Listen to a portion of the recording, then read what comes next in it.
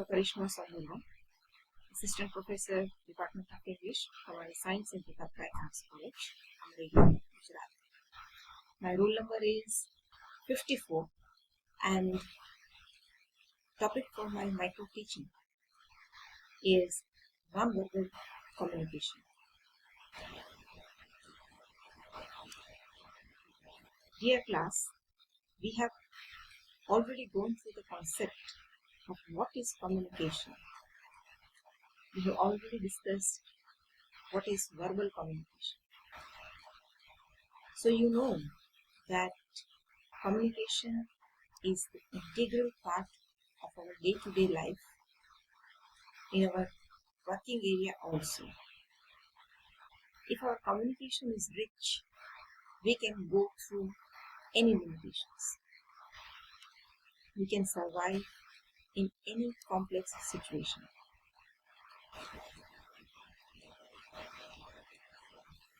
Today's lecture is on non-verbal communication.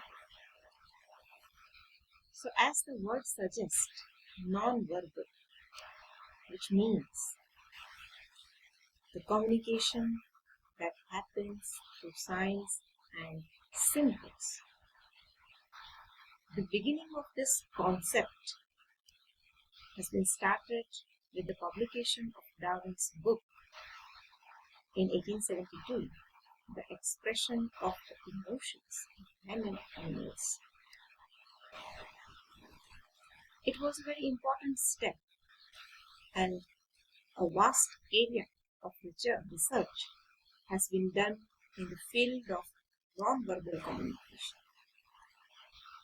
Researchers have identified its importance, its theories, its types, and how it impacts really the communication. And they have proved that it has been a skill which one can really learn, although non-verbal communication is there with you unconsciously, you can consciously also master this art and use it at your own pace and need. As I have already said, that it uses signs and symbols. It do not use language or words. A simple finger on the lips suggests that you should be quiet. A simple wave in the air suggests goodbye or hi. A beautiful smile on the face really greets person with happiness. So these are really the signs that we all deal with in our day-to-day life.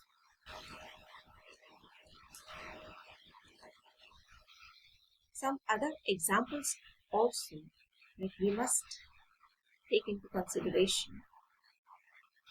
So as I have told you that it has been a part of the research since the publication of Darwin's book. So researchers have identified certain types and through which they have simplified and really make us understand what non-verbal communication is. What are the areas that non-verbal communication uses? The first type is kinesis, which means the study of body language, study of facial expression, eye contact, use of gesture and postures. Very important aspect that the speaker always carries with himself. You know, students, that it is not possible that you are just standing stiff and you are speaking. You have to nod your head, you can blink your eyes, your shoulders are doing something, your hands are really flinging in the air. This is what body language is all about. If you, for example, do not make proper eye contact with the listener, it may imply that you are speaking a lie.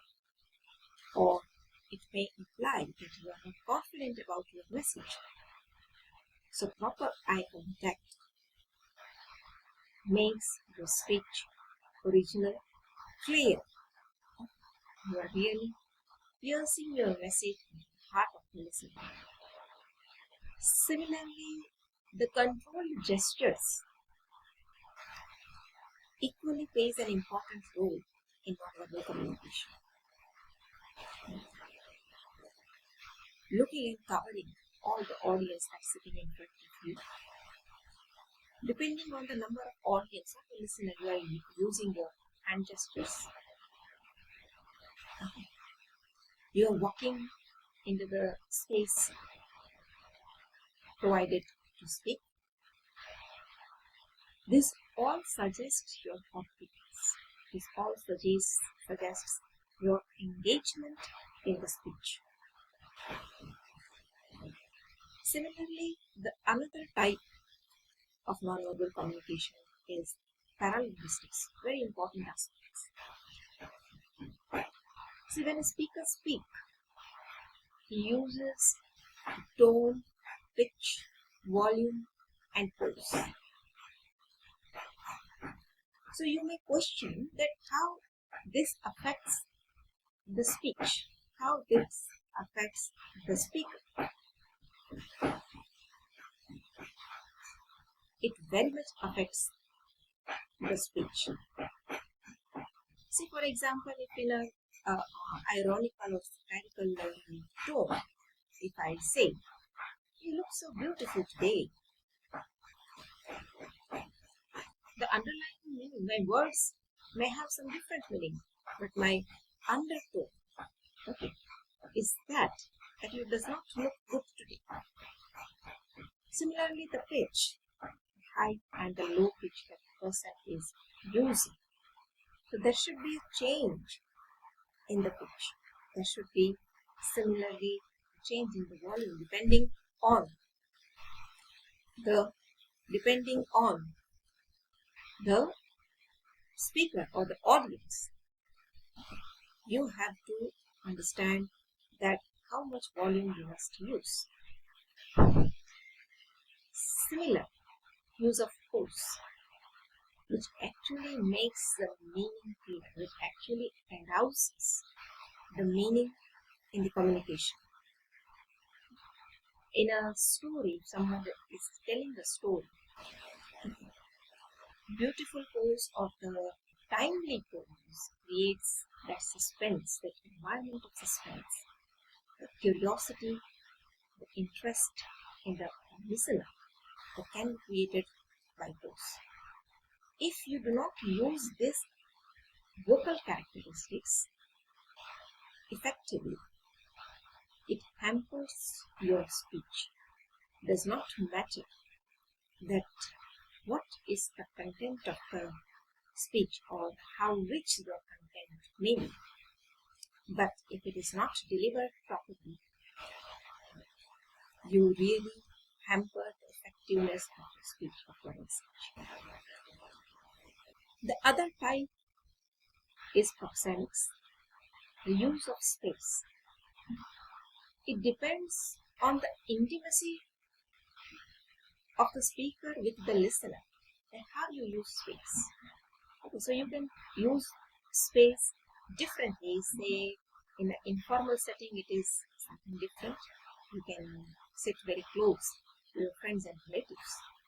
But when you are in a formal setting, you have to be conscious of the use of space. You need to be conscious of the gender also, that to whom you are speaking to. So this is proxemics. So this idea really gives very positive vibes of your person if you understand these aspects. Another example that in written communication, what happens? So in speech, it becomes very important, or it becomes very easy to identify nonverbal communication or nonverbal cues. But what in the written communication? So nowadays we use emojis in our WhatsApp. Use of smiley, use of frown, anger, some jokes, etc., etc. Just a thumbs up to say that it is all okay. So we don't require a long, long sentence that I am happy, right, or I am angry. It is just said through such kind of symbols. Say, for example, traffic signal, the red light and the green light. You can imagine that what could have been if a person said, "Oh, please stop," or "Oh, please, you can go on." No, it is not possible. So this red and green light, it speaks a lot, and everybody understands this. Punctuation marks in written communication. The use of comma, exclamation, question, full stop. It really, really makes your written text effective. The way the characters speak the dialogue in a novel, that you can feel, you can really feel the tone of that character when it is read correctly with the use of such kind of punctuation marks. So these are certain non-verbal examples of how non-verbal cues are already there in speech also and written communication also. Going ahead,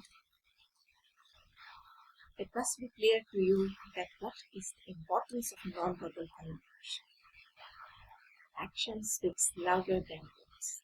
It's very much true. We already discussed it all about how action plays louder than words. It emphasizes your authenticity of the message. It affects your verbal message unconsciously. Although if your non-verbal communication is poor, or you are using some wrong gestures, it may convey some negative message.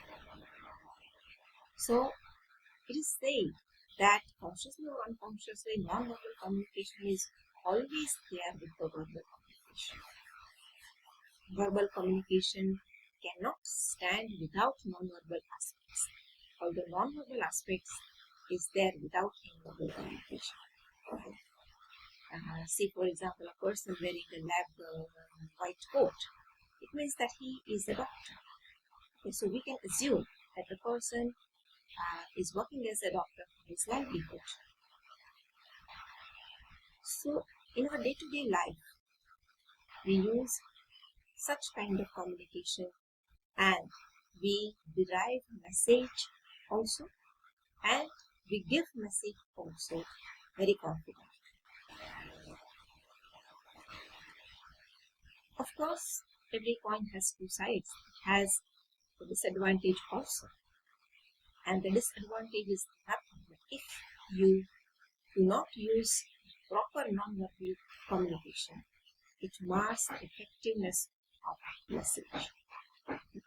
No use of eye contact, for example, or there is no change of tone. It really affects your effectiveness of a message. What if a person or a boss, a superior of yours, speaking to you without making any kind of eye contact? What will you feel? That feeling is important. That becomes important rather than what he conveys. Okay.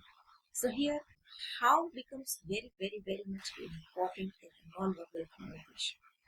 How you look, how your, what kind of appearance you are in. So what you speak, what your message is definitely important, but more than the effectiveness of that important message only comes when these non-verbal things, the non-verbal cues, are attached there properly. To conclude my session, I would say it enriches meaning of any language, and a student of language must nourish the skill to his advantage of non-verbal communication. Thank you so much.